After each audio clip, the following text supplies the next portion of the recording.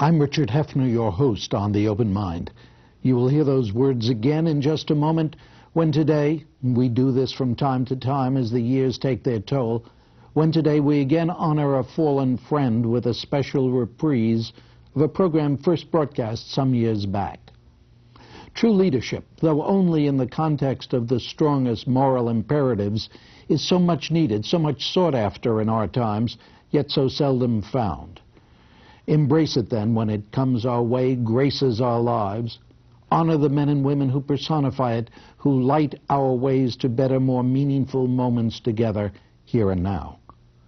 Rabbi Marshall Meyer was just such a leader, such a friend. Man of great faith and of good works, philosopher, social activist, Rabbi Meyer died on December 29th, 1993. He and I had recorded an Open Mind together 6 years earlier. You will see it now. A great good person. We miss Marshall Meyer much, even as we honor him ever, ever more.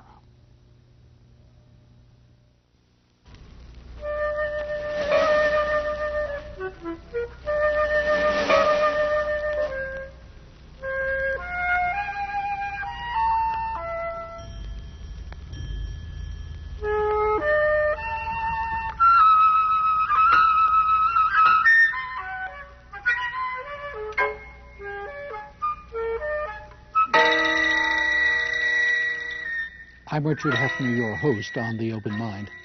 Now, perhaps there are no days of our lives when concern for human rights, for the survival and well-being of others, should not loom large. But today that concern to a great many persons, here and elsewhere, seems to grow ever larger.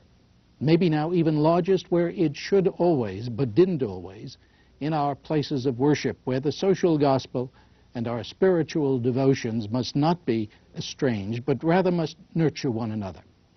Just so then, here on The Open Mind today, and several times over in the months ahead, I should like to turn to this theme, drawing first upon a clergyman particularly well known, not only for his profound spiritual leadership, but for his social activism as well.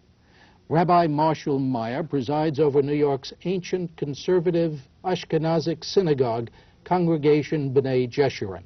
There each day he boldly and persistently acts out his faith, and I quote him, that Judaism that's not involved in social action is a contradiction in terms. Of course, others, Jews and Gentiles alike, may disagree with Rabbi Meyer's mix of religion and social action, yet it hardly comes new to him. Argentina's anti-fascist newspaper editor Jacob Timmerman dedicated his crusading book, Prisoner Without a Name, Cell Without a Number, to Marshall Meyer, a rabbi who brought comfort to Jewish, Christian, and atheist prisoners in Argentine jails. For in his quarter century there, Rabbi Meyer again and again risked his own well-being to speak out for and succor tens of thousands of victims of Argentina's murderous oppression, always living out his belief in joining religious faith and social action. And so I thank you for joining me today, Rabbi, and I want to ask first what may seem to you to be a rather peculiar and maybe even ungracious question.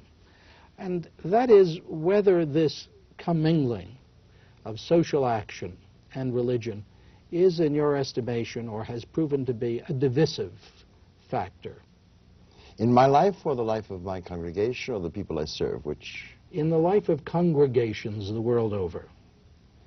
I can see where those individuals who consider the church or the synagogue, in my case I'll limit my comments to the synagogue, to be what they would require of a Volume 5. They would like to come Friday night or Saturday morning and hear a very, very anodyne, mellifluous, saccharine service with a sermon of the same nature and of the same taste. They could find that very upsetting. I don't believe that that's what a service is about. I believe that there are moments of jubilee, jubilation, elation. There are moments of celebration.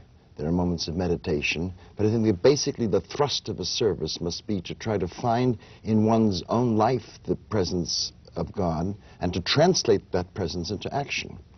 And I think I stand on very solid grounds, Dick, on that, because I think if we had to make this division between politics and, quote, religion as right, R-I-T-E, then I'm afraid we would have to, and to quote the magnificent words of the man who certainly is not responsible for my abysmal ignorance, but probably responsible for most of the Judaism I know, Abraham Joshua Heschel, who is probably, in my opinion, certainly the greatest thinker of the 20th century within Judaism. He said if we had to make that division, we'd have to take out the biggest politician of all, and that's God. He has no place in the Bible, because he's constantly interested in the poor. He's constantly interested in the freedom of men and women. He's interested in the widow. He's interested in the defenseless. He's tremendously interested in freeing the oppressed. After all, we Jews make gala of the fact that we were slaves unto Pharaoh in the land of Egypt. And most mythologies, if you will know, we are all sons of gods. We Jews come from slaves. And this is the thrust of prophetic Judaism, of Torahitic Judaism. And it can be divisive, but if it is, it should be. But Rabbi Meyer, I hear very well what you're saying.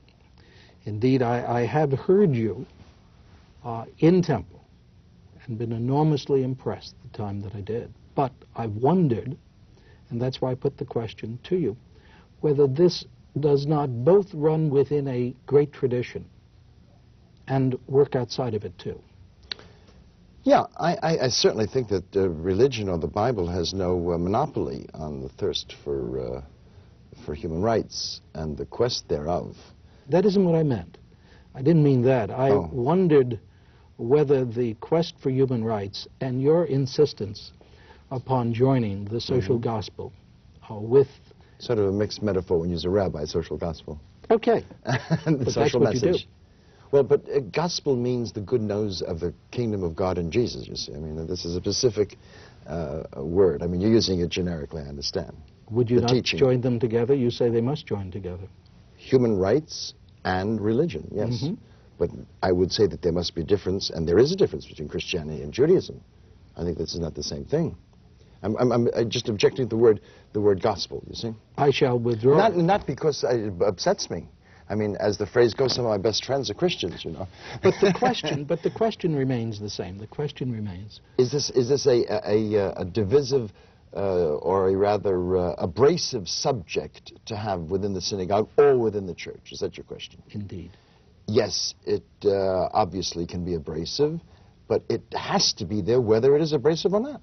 I mean, I just refuse to conceive of myself involved in Judaism. You see, God's search for man is an abrasive question. I mean, religion, correctly understood, is not a series of answers. It's not a question of answers that are ground out of some sort of machine. It's not a comfortable Sunday morning in the church of many of the social activists that I know, like Bill Coffin at Riverside or something like that. Nor should it be a comfortable Saturday morning when one can just as well stay at home or feel that he's singing or she is singing familiar melodies and stuff. There has to be a spiritual charge, and a spiritual charge comes with a charge in its radical sense. I charge you to do something. Is this a new understanding? I don't mean totally new, and I don't mean new to Judaism, new to Christianity. Is it today, as we near the end of the 20th century, a reborn, if you'll forgive my use of that expression, a reborn concern for joining together? No, well, it is a rebirth. I think you're right, Dick. I think it's a rebirth, but it's going back to the original sources. You see, we as human beings are demanded. We are individuals who are not the demandees, but God demands from us a specific rental, if you will. A spiritual rental to live on this world. I mean, I don't think that an individual, I don't think that you have to be reborn spiritually to walk on the streets of New York City and see the misery of the homeless, and on a day of such coldness, and to see these people sleeping on the streets, or to see them standing in front of luncheon programs in the churches or the synagogues or breakfast programs, and to walk callously by because you're on a rush to your synagogue service, and that when you walk into the synagogue, there is no shelter or there is no provision made